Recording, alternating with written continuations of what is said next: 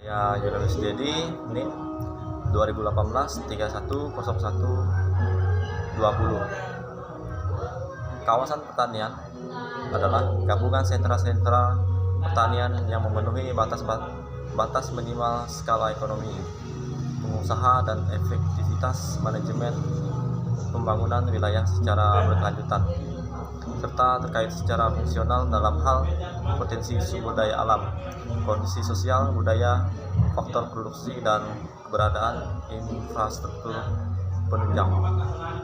Selanjutnya, korporasi petani adalah kelembagaan ekonomi petani berbadan hukum, berbentuk koperasi atau badan hukum lain dengan sebagian besar kepemilikan modal dimiliki oleh petani. Kawasan pertanian berbasis koperasi adalah kawasan pertanian yang dikembangkan dengan strategi pemberdayaan dan pengoperasian petani. Perkenalkan, nama saya Yurmati Bersikep, NIM 2018 310130. Baik, di sini saya akan menjelaskan materi yang kedua tentang transformasi kelembagaan petani menjadi korporasi petani. Transformasi kelembagaan petani dibagi menjadi dua. Yang pertama itu kelembagaan petani, di mana lembaga yang ditumbuh kembangkan dari, oleh, dan untuk petani guna untuk memperkuat kerjasama dalam memperjuangkan kepentingan petani. Contohnya Poktan, Gapoktan, Asosiasi Dewan Komoditas Nasional. Yang kedua yaitu kelembagaan ekonomi, di mana organisasi yang melaksanakan kegiatan usaha tani dari hulu sampai hilir yang ditumbuh kembangkan oleh masyarakat, baik yang berbadan hukum maupun yang tidak berbadan hukum. Contohnya koperasi atau badan usaha milik petani lainnya.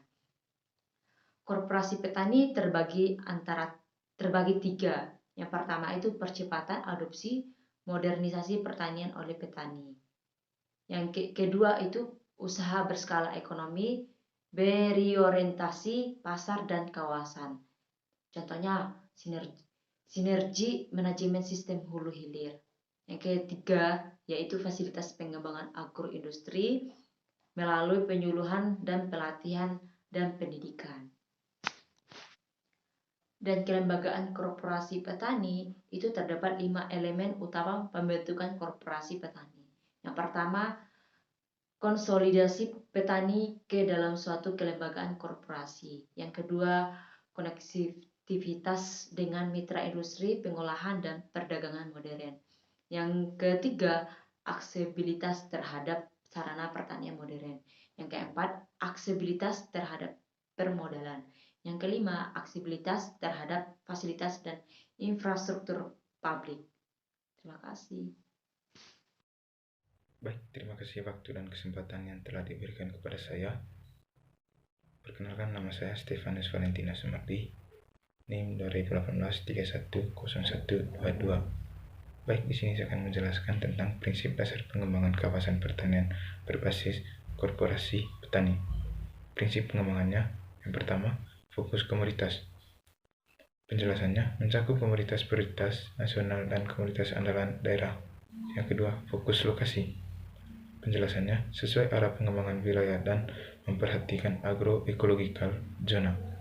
Yang ketiga, keutuhan sistem agribisnis.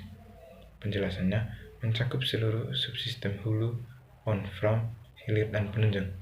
Yang keempat, korporasi petani. Penjelasannya pemberdayaan petani dalam proses bisnis. Perkenalkan, nama saya Pince Wea, NIM 2018 310125. Baik, di sini saya akan menjelaskan konsep pengembangan kawasan pertanian berbasis petani. Manfaat konsolidasi petani dibagi menjadi 3 bagian, yaitu yang pertama meningkatkan posisi tawar petani, yang kedua jaminan pasar, yang ketiga jaminan ketersediaan input, dividen SHU, fasilitasi input, benih, pupuk, dan obat-obatan, fasilitasi pinjaman, penanggungan bunga pinjaman, fasilitasi asuransi.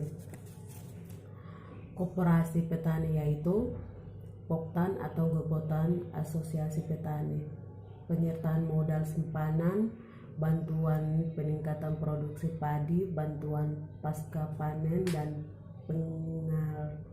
pengolahan, pengawasan dan pendampingan penyuluh, berdampingan administrasi dan manajemen lembaga usaha ekonomi petani, bantuan teknis dan non-teknis lainnya, penjualan hasil produksi, kelembagaan ekonomi petani, koperasi badan, dan usaha lainnya, kelompok usaha perdagangan atau kelompok usaha industri.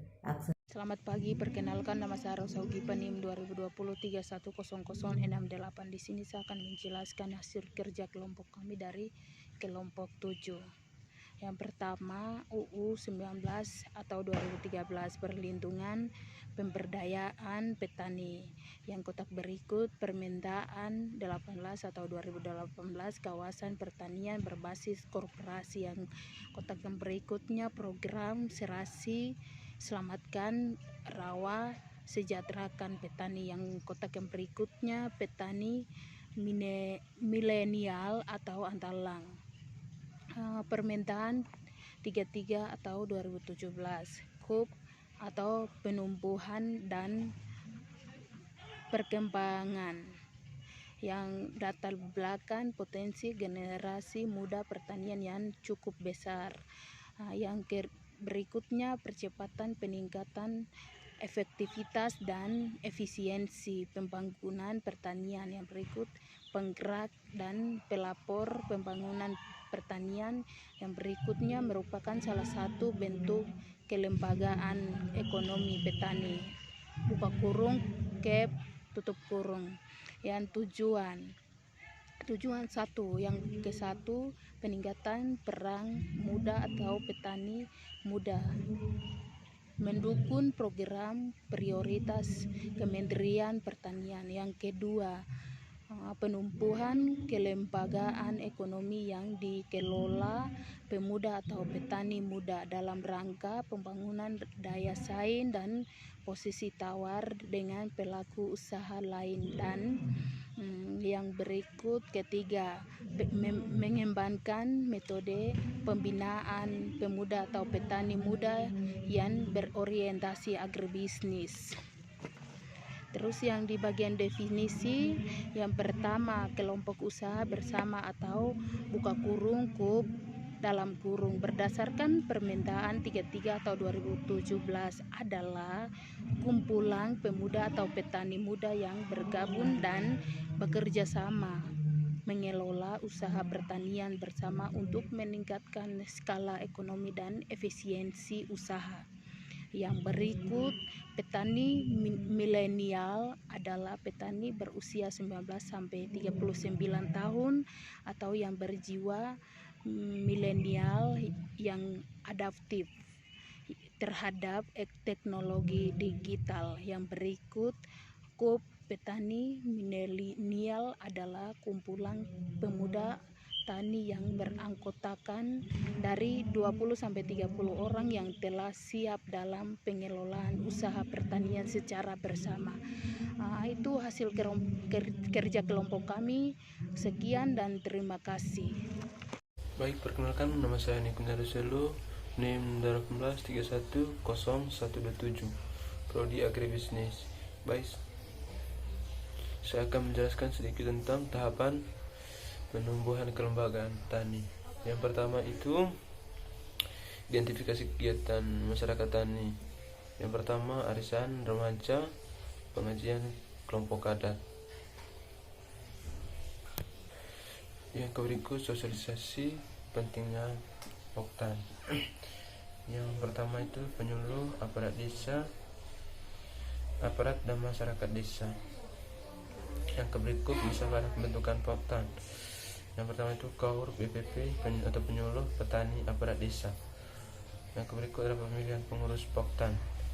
Yang pertama itu penyuluh anggota poktan. Dan yang berikut identifikasi poktan. Poktan kondisi usaha tani, poktan yang belum tergabung. Yang berikut sosialisasi tentang poktan. Yang pertama itu penyuluh, yang kedua pengurus poktan, yang ketiga aparat desa atau kecamatan. Yang berikut pembentukan gapoktan. Yang pertama itu penyuluh, yang kedua pengurus poktan, yang ketiga aparat desa atau kecamatan. Yang berikutnya juga rapat pemilihan pengurus Gapoktan. Yang pertama penyuluh, yang kedua anggota Gapoktan. Terima kasih. Perkenalkan, nama saya David Deman, NIM 2019-310087. Di sini saya akan membawakan materi tentang tahapan penumbuhan kelembagaan ekonomi pertanian berbasis korporasi. Berbagi menjadi beberapa bagian. Yang pertama, identifikasi potensi Gapoktan. Terdiri atas penyuluh, pengurus Gapoktan, aparat desa atau kecamatan. Sosialisasi rebuk pembentukan KUB. Terdiri atas penyuluh, pengurusan Gapoktan, mitra usaha, aparat desa, dan kecamatan. Musyawarah KUB terdiri atas anggota dan pengurus KUB. Penyuluhan. Perencanaan bisnis terdiri atas optimalisasi lahan, komoditas, alsintan, pasca panen, dan pemasaran. Berikutnya, terbentuknya KUB berbasis kawasan berskala ekonomi. KUB terbagi menjadi dua bagian, yaitu rebuk terdiri atas penyuluh atau KORD BPP, pengurus KUB, aparat desa, dan kecamatan.